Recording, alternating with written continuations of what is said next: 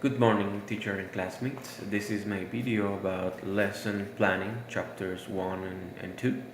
I want to start stating some of the key aspects of what we learned last year. I took two courses related to this subject last year. They were Foundations of Didactics, Foundations of Curricula and English Didactics. In Foundations of Curricula, we learned about the levels in which a curricula is developed. Uh, we have the national level or the national curricula or national syllabus level, the institutional or middle level that has to do with the local educational authorities, and we have the specific one, the one for each high school and each program. On English Didactics, we learned about all the different kinds of syllabus or strategies that are available for the teacher of an English as a foreign language to develop its program. Some of the ones that were the most interesting to me were the task-based approach, the content-based approach, the communicative learning approach, and the community learning approach as well. Those are really important bases of what we're studying right now, and I know that the information and the content studied in those courses will be very close to me while studying about planning.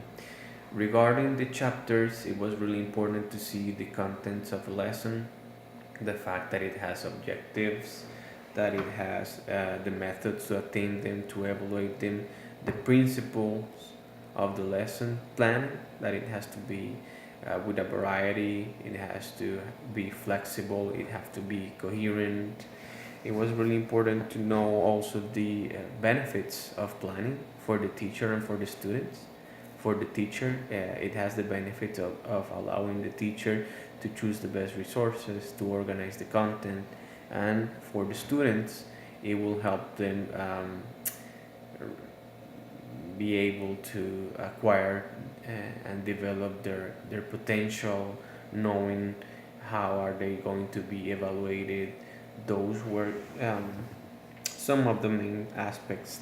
We also studied the contents of a lesson, the components of a lesson. We checked that it had objectives, procedures, the materials, the resources, the measurements, the ways of evaluating. Those all were all really important. And we also checked the contents of the lesson, in which we have the warm-up stages, the presentation, the practice, the production, and the evaluation. I think that the readings of chapter 1 and chapter 2 were really useful. They were an introduction of what we need to know in order to discuss and to go more deep in each one of the levels.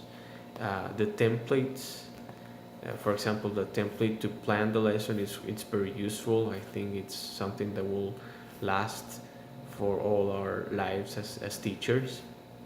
And to summarize, I think it is a pretty good way to use all the elements that we have been learning in the previous courses to be able to start picturing ourselves as teachers, right?